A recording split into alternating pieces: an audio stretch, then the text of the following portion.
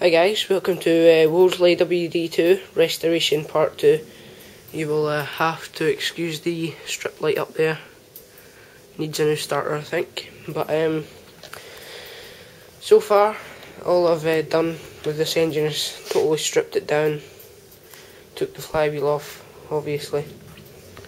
Took all the parts off it. And just started to strip it. Got the first coat of paint off. Still need to do the second and the third coat off, rather. Using nitromores.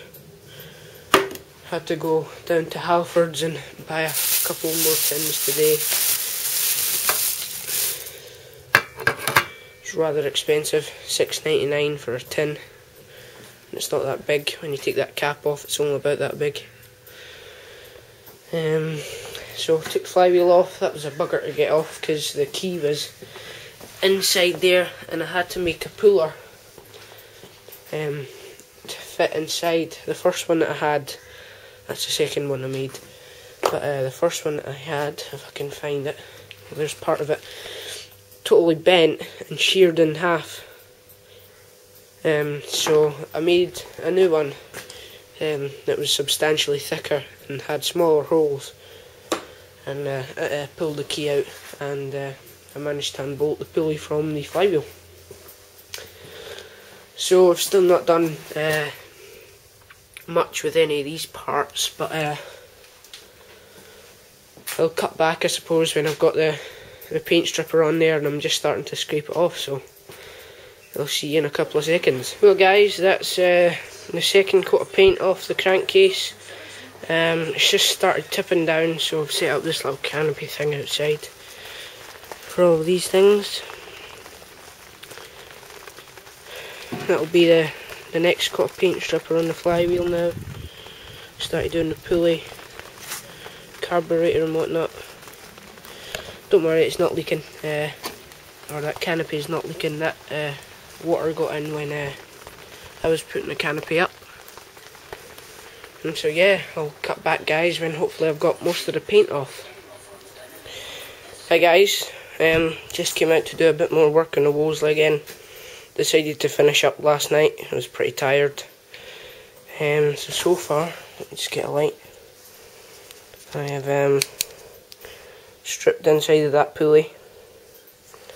Still need to do the little V-belt bit. I have most of the paint off this.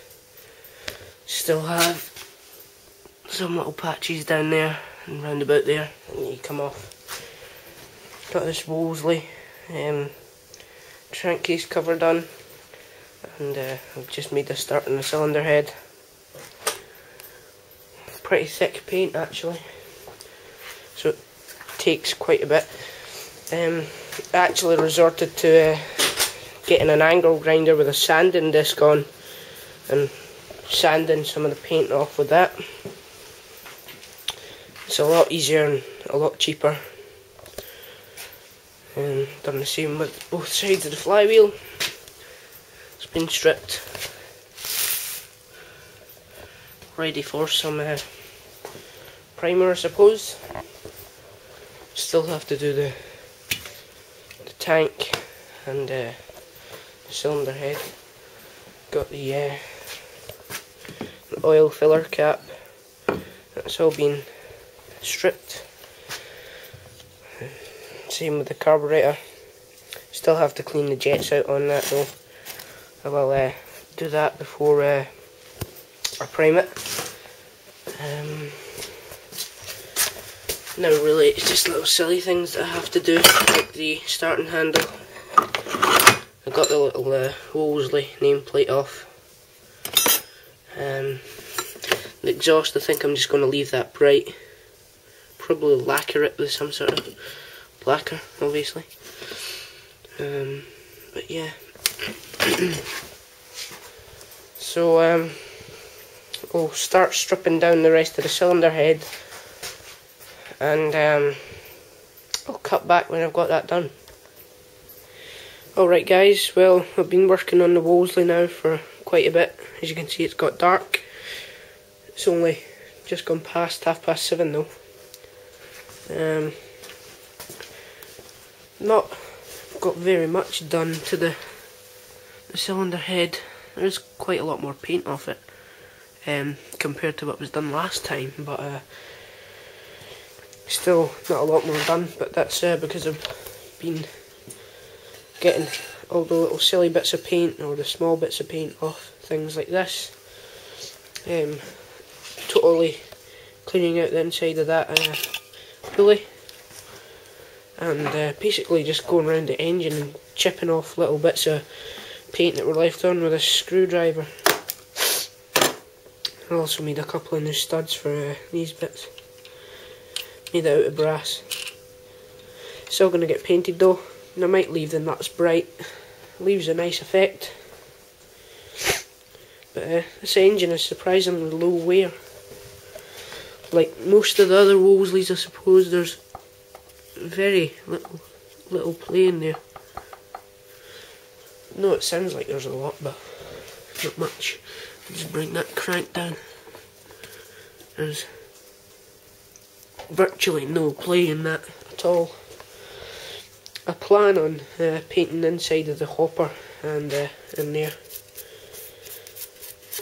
Mainly the inside of that part of the hopper is for cosmetics, but down there where you can't really see anything, it's probably just going to be for protection from rust. I was grinding away with the angle grinder, and I noticed this little bit of frost damage.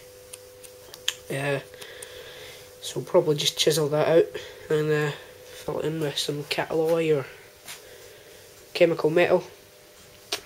So yeah, it's looking pretty good so far anyway. Got the governor there, valves in there. I don't really know if I want to grind these valves, but I think either the exhaust or the inlet, when it twists round, it doesn't really seat properly and the engine loses quite a bit of compression and won't start, so I might have to take the valves out then and replace whatever valve needs replacing. But yeah, also managed to find a paint shop that can do a litre of paint or primer, acid etch primer and high build primer, a litre for £25 I believe. And he's not that far away either, the guy that does it, so that's great. So yeah, that's pretty much it.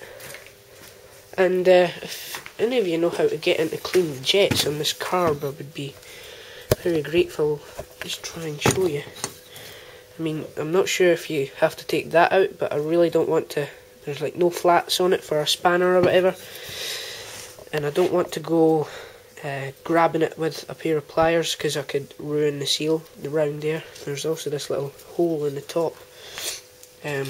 I can't get that out at the moment, but it's not in line with the jets. The hole goes down there and the jet's somewhere around there, so I can't clean it through there either. So if any of you know how to get that carb totally dismantled so I can get in and have a clean of the jets to maybe stop the engine hunting, then any information would be much appreciated. Got that all polished up nicely, ready for a coat of primer, and that's pretty much it. So guys, thanks for watching. Be sure to stay tuned for up and coming videos on the restoration of this engine. So yeah, thanks for watching guys, and be sure to comment, rate and subscribe.